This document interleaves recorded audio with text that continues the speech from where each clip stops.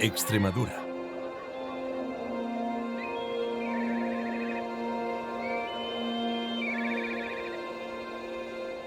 Sierras y valles habitados por el hombre desde tiempos remotos.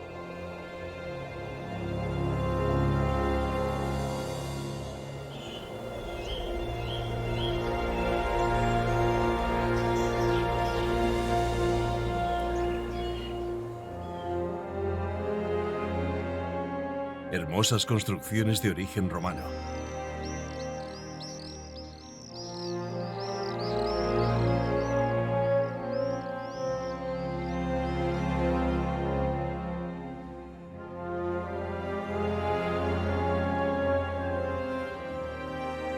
Enigmáticas huellas de remembranzas visigodas.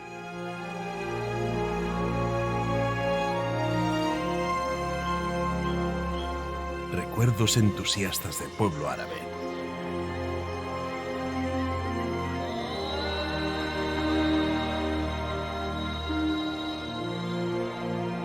Inexpugnables castillos medievales.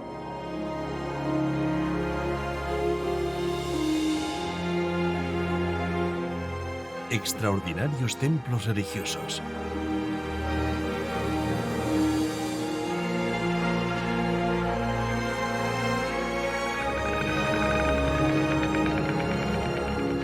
Regios palacios nobiliarios.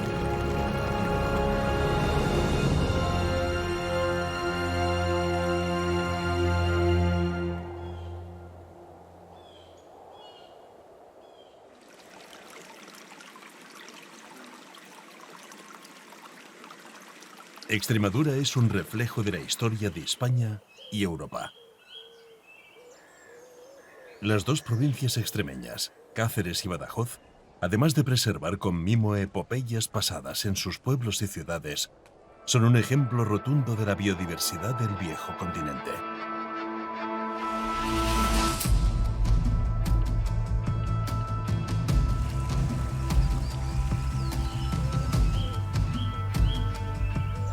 Nuestra aventura rural nos llevará en esta ocasión por la provincia de Cáceres.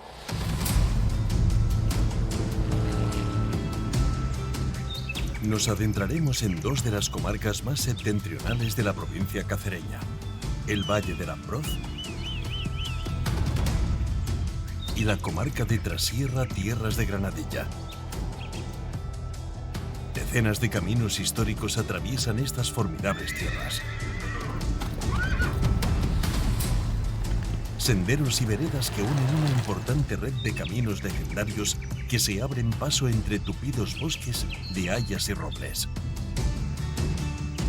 En el norte de Extremadura, los castaños son también una de las especies más características.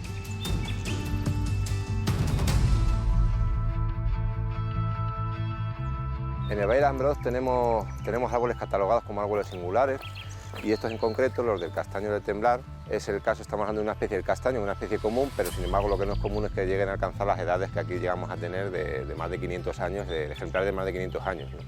Este de atrás se le llama el hondonero, porque es el que más hondo está, por decirlo así, y de hecho es el árbol que mejor estado de salud tiene y mejor porte. Es un árbol estructuralmente con forma de cruz, como podéis ver, porque era una forma de podar los árboles, de tratarlos, para que el árbol te siguiera dando madera, conservando los principales cimales y luego ir podando las ramas secundarias, que entre ellas se crease una competencia por la luz, se estirasen y así de ahí obtener las vigas para la construcción. Entonces seguías manteniendo el árbol vivo y seguías obteniendo madera. Entonces tenemos la típica estructura en cruz, ¿no? Cada uno de ellos son auténticas catedrales que tenemos aquí en un rincón muy bonito, como podéis ver, del Valle del Ambroz. El norte de Extremadura es un sendero por enigmáticos bosques. Es un paseo por pueblos que conservan el sabor de antaño. Es una inspiración profunda del aire fresco de sus montañas. Es el sonido de sus ríos. Es el canto de los pájaros. ¿Te vienes a descubrir la provincia de Cáceres?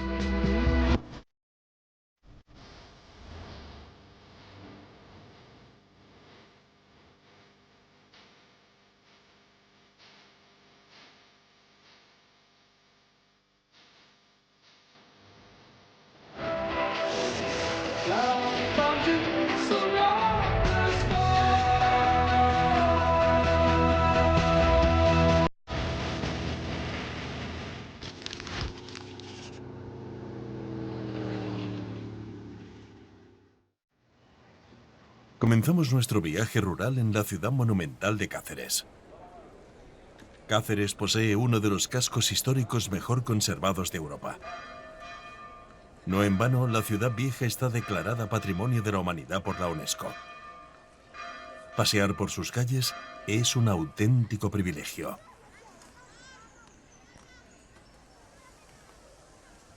La Plaza Mayor se comenzó a urbanizar en el siglo XV. Fue y es el epicentro de la ciudad. En ella se celebraban festejos taurinos, desfiles militares. Hoy acoge actividades culturales, conciertos. Todo ocurre en esta plaza. En su cara oeste se levanta la Torre de Bujaco, una construcción de origen almohade del siglo XII, y un buen punto de partida para introducirnos en las calles de Cáceres. Desde el icónico Arco de la Estrella, nos adentramos en la ciudad monumental.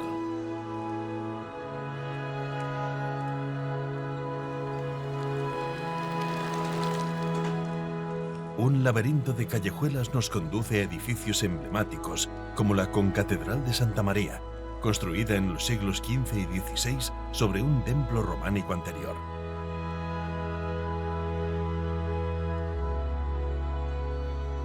No muy lejos, a apenas un minuto a pie, nos topamos con el Palacio de los Golfines de Abajo, uno de los edificios más hermosos del casco histórico. Su fachada es de estilo gótico, renacentista y plateresco.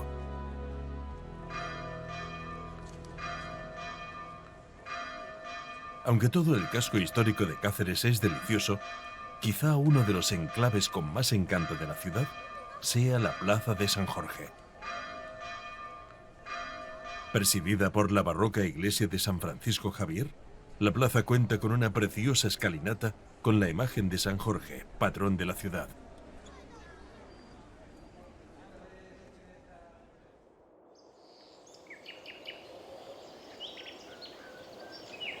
Las montañas se dibujan a lo lejos. Pongamos rumbo norte. Echémonos a volar.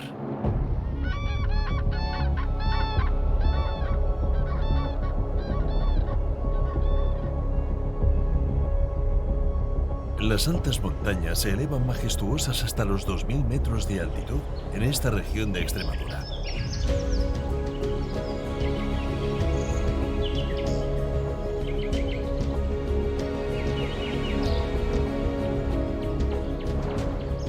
Las hayas y los robles cubren gran parte del territorio.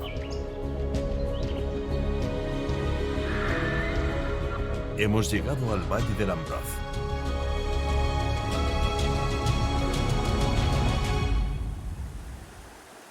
El río Ambroz da nombre al valle.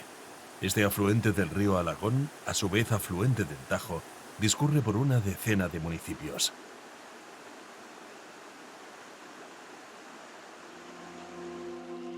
Pueblecitos llenos de encanto que se extienden por pronunciadas laderas.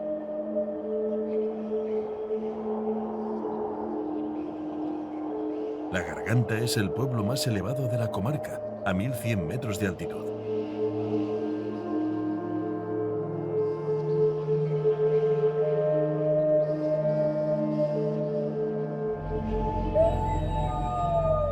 Más de uno escucha aún el aullido del lobo en estas callejuelas.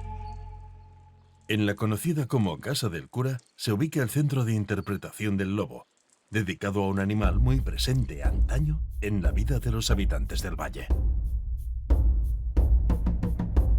Cerca de la Garganta se conserva el Corral de los Lobos, un antiguo sistema empleado por los pastores para dar caza al temido Canis lupus. La trampa consistía en un corral de piedra a ras de suelo con un cerco profundo, donde se dejaba una oveja como cebo. Cuando el lobo accedía al corral, ya no tenía escapatoria. Recorrer los senderos próximos a la Garganta es ir descubriendo la historia del pueblo. A pocos pasos nos topamos con uno de los 3 pozos de la nieve que existían en la localidad. Con alrededor de 17 metros de profundidad, se utilizaba para almacenar la nieve, que se comerciaba principalmente para la conservación de alimentos.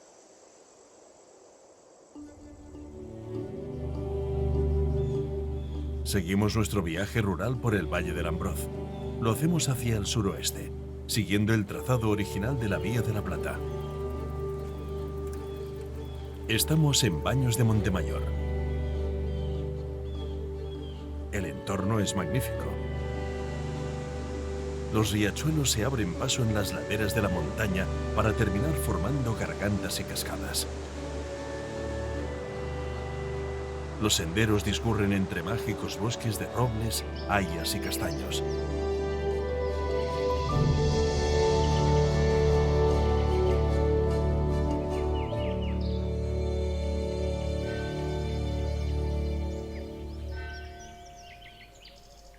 Basta recorrer unos kilómetros para toparnos con Hervás.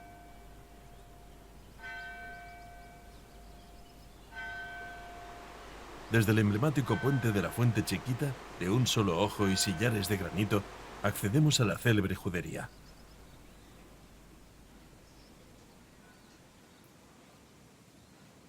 El barrio conserva la belleza de sus estrechas callejuelas y las pintorescas casas de la comunidad hebrea que se estableció en el pueblo entre los siglos XIV y XV. En el corazón de la judería se encuentra el taller del artesano Sergio Alvira, que desde hace décadas se dedica a la elaboración tradicional de joyas con vidrio y metal. En este taller lo que hago son piezas de joyería en vidrio de murano y plata. Empecé con este oficio hace 25 años y he continuado de una manera firme y convencida. Esto es una vocación, no es un trabajo. Ahora mismo estoy realizando una pieza de vidrio en tonos verdosos para la realización de un collar de la colección Gietron. Podemos darle diferentes formas al vidrio. Pensad que es un material, cuando está caliente, muy fácil de manejar. Ahora le estoy dando forma a la pieza de vidrio, una forma ovalada, para que se adapte mejor a la forma de colgante que necesito. Una vez moldeada la pieza de vidrio, se introduce en un horno a unos 500 grados de temperatura, donde deberá permanecer alrededor de 12 horas para completar el proceso de recocido. En otra zona del taller, Sergio elabora las piezas de metal. Lo que vamos a hacer son 2 aros de plata para ensamblar después la pieza de vidrio. Le vamos dando forma una vez soldados y luego ya tenemos que taladrar, limar, lijar y por último pulir. En la artesanía no hay 2 piezas iguales, depende del momento, depende del corazón, depende de muchísimas cosas.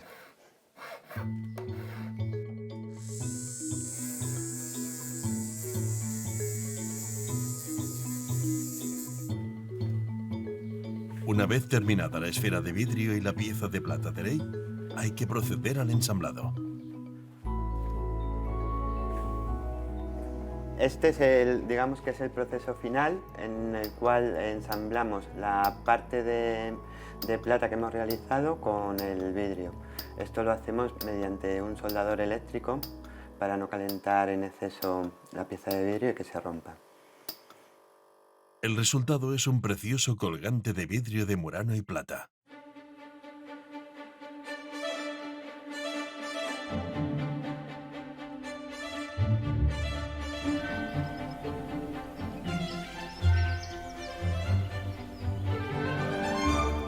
El camino natural Vía Verde Ruta de la Plata recorre gran parte de estas comarcas del norte cacereño. El sendero sigue el trazado del antiguo ferrocarril Astorga-Plasencia. En Hervás discurre un precioso tramo por el Puente de Hierro, a más de 100 metros de altura.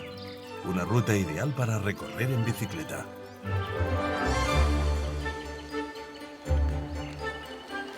El senderismo es otra de las actividades más interesantes del Ambroz. La red de senderos que vertebra el valle permite adentrarse en estos interminables bosques.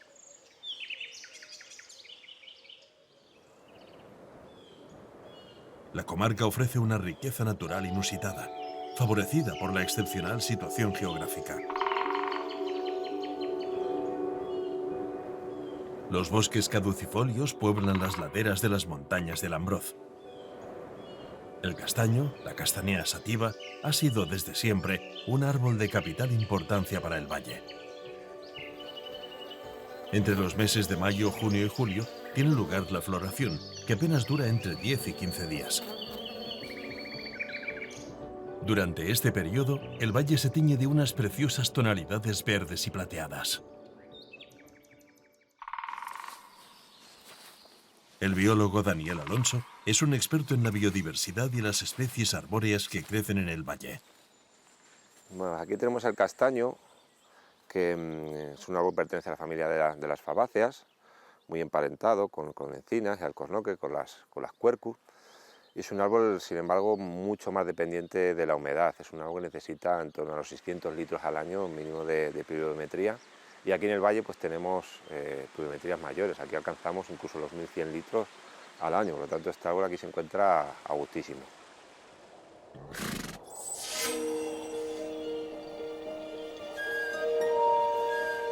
Proseguimos nuestro viaje rural por el norte de Cáceres. Las dehesas se extienden infinitas, cortadas por senderos y veredas. Al cabo de un tiempo, un inmenso mar de olivos se pierde en el horizonte. La carretera CC81 que une La Pesga y Moedas de Granadilla permite disfrutar de este singular paisaje de olivares. La manzanilla cacereña domina estos campos. Estamos en la comarca Trasierra Tierras de Granadilla.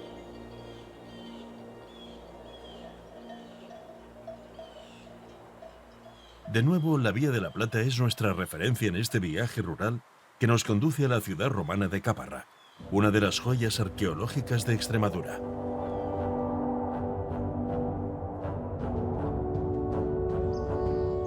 Situada en un estratégico enclave entre el norte y el sur, Caparra llegó a tener estatus de municipium romano.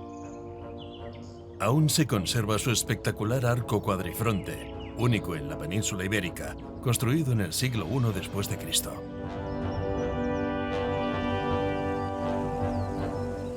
Muy cerca, el puente romano de Caparra se eleva sobre el río Ambroz.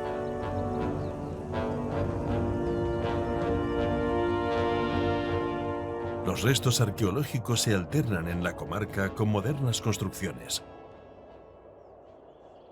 Un ejemplo es el Anillo, el Centro Internacional de Innovación Deportiva en el Medio Natural. El moderno edificio se encuentra a orillas del embalse de Gabriel y Galán, que remansa las aguas del río Alagón. Desde aquí se aprecia la silueta de la Sierra de Gata, las Urdes. También Gredo se adivina hacia el norte. Además de hábitat natural para cientos de aves, el embalse es un magnífico lugar para practicar toda clase de deportes acuáticos como el wakeboard.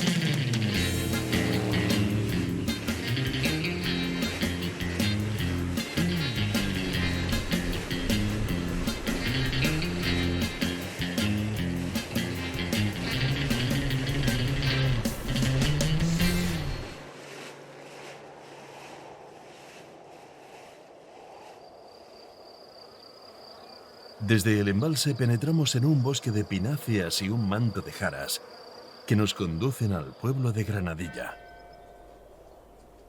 Declarado conjunto histórico-artístico, este municipio deshabitado se sitúa sobre un cerro convertido en península tras la construcción del embalse.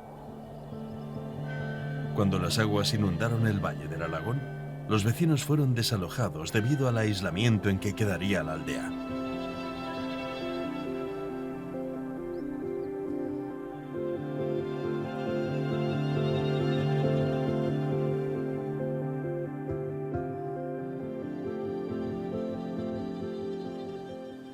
El castillo fue construido por el duque de Alba y ofrece una vista sin igual de la villa y del magnífico entorno sobre el que se erige desde el siglo XV. La comarca de Trasierra Tierras de Granadilla, a pesar de sus recónditos parajes donde disfrutar de la vida auténtica del pueblo, aguarda inesperadas sorpresas.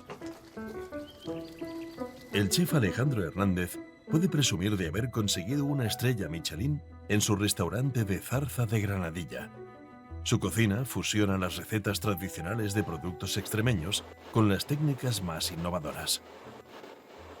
Pues mira, vamos a elaborar un bocadillo crujiente de manitas de cerdo envueltas en papada ibérica y en una lámina muy fina de pan. Y lo que vamos a hacer va a ser, una vez que tengamos armado ese bocadillo, marcarlo en la plancha para que quede crujiente y que sea un bocado 100% extremeño. Básicamente nuestra cocina se basa en un bocado muy tradicional, utilizando todos los recursos que nos da nuestra tierra y nuestro entorno. En este caso hemos elegido las manos de cerdo, que son de nuestra carnicería de confianza, que está a 50 metros del restaurante, o sea que más kilómetro cero imposible. Vamos a proceder a juntar las manos de cerdo junto con la verdura, y una vez que lo tengamos todo en la misma olla, lo cubrimos de agua. Y lo que vamos a hacer ahora, posterior, es ponerle la verdura encima. Las manitas tienen que cocer hasta que la carne se desprenda completamente del hueso. Este proceso tarda alrededor de 3 horas. Una vez que ya hemos separado la carne del hueso, lo que vamos a hacer es, con un poquito del jugo de su cocción, lo vamos a poner en ebullición y reducir el máximo posible. Mientras la carne reposa, se corta en lonchas muy finas la papada ibérica y el pan. Para la base del plato, se elabora una salsa con el jugo de la cocción y vino tinto. Bueno, pues una vez que ya ha reposado nuestro guiso de manitas, si veis la consistencia que tiene, nos va a permitir hacer dados y trabajar con ellos. Entonces, vamos a hacer unos cortes y vamos a hacer una muestra de ellos, que van a ser 3 unidades. Y vamos a sacar dados de este tamaño, más o menos. Para conseguir una estrella Michelin no tenemos tampoco mucha idea de lo que supone. Simplemente, desde que abrimos nuestros inicios, siempre hemos tratado de hacer las cosas lo mejor posible. Hoy hacerlo mejor que ayer, mañana hacerlo mejor que hoy, y esa ha sido nuestra premisa siempre, la verdad. Vamos a proceder a envolverlos. Entonces tenemos aquí la papada, la vamos a envolver y la vamos a envolver luego en nuestro pan. Entonces vamos a crear una especie de bocadillo o un dado crujiente de manitas de cerdo envuelta en papada de cerdo ibérica de bellota. El último paso consiste en sellar los dados en una sartén para que quede crujiente y emplatar. Procedemos a emplatar nuestro sándwich crujiente de manitas de cerdo. Tenemos nuestro aperitivo listo para disfrutarlo. El resultado es sencillamente delicioso.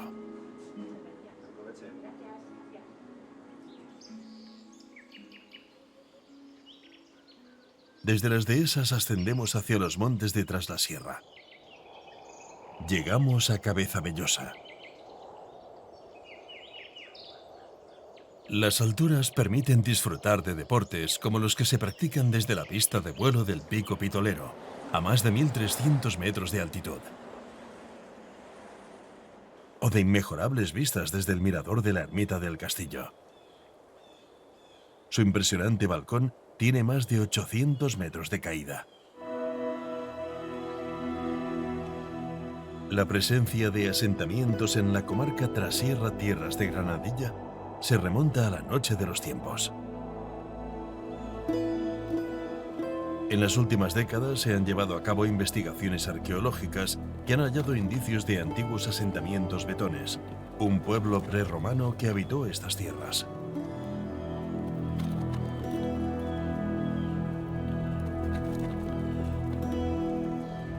Marco Montero es biólogo molecular, aunque desde hace años se dedica al turismo de naturaleza. También es amplio conocedor de la historia de la comarca.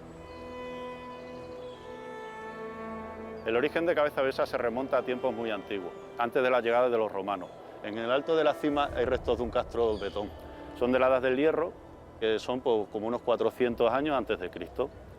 Y llegaron aquí, colonizaron estas tierras, tenían el recurso lo tenían en el bosque, que era donde obtenían pues, bellotas para ellos mismos y para el ganado.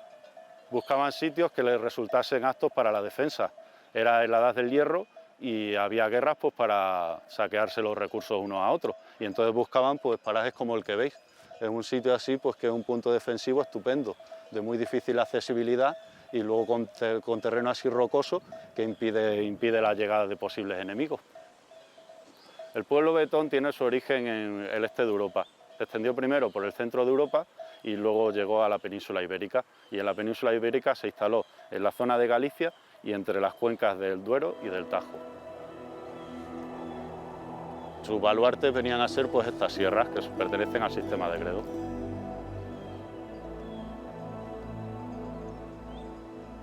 Junto a Marco nos internamos en el mágico bosque betón de Cabezabellosa. Predomina el roble, el Quercus pyrenaica. Este árbol fue fundamental en el desarrollo y supervivencia del pueblo betón. Esto es una pila betona. Lo utilizaban para moler la bellota de roble y esto tenía un proceso porque la bellota pues tiene la relva de roble, tiene mucho sabor amargo y entonces tenía un proceso con cenizas, también posiblemente las tostaban y era para quitarle el exceso de tanino, que es lo que le da el amargor a la bellota. Y luego las molían y con esa harina hacían pan y cerveza. Los celtas no escribían y lo poco que sabemos de los celtas es a través de las civilizaciones romanas y griegas, que eran las culturas mediterráneas que escribían. Y según historiadores romanos, pues los celtas se alimentaban durante 3/4 partes del año de bellota. Luego también era importante también para el alimento del ganado, tanto para las vacas como para los cerdos. Los betones adoraban al roble porque era muy importante para él. De él dependía su base alimenticia y luego también era fuente pues, para calentarse en invierno.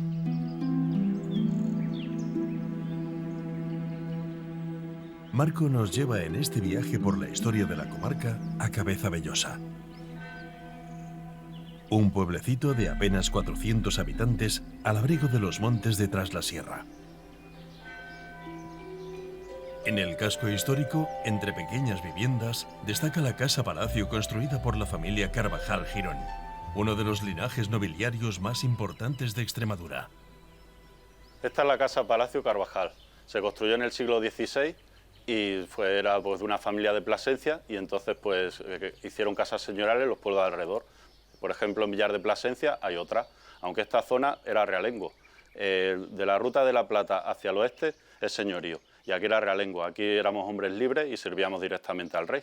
Hoy en día esta casa de palacio, el uso que tiene es alojamiento rural.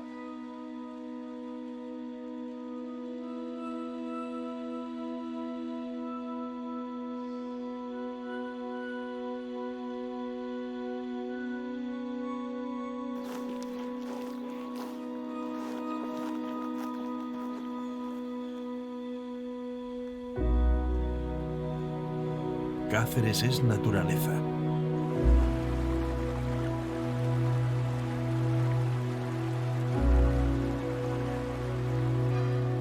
Es historia. Pero también la riqueza de sus gentes, que mantienen vivas las tradiciones y el folclore de sus pueblos.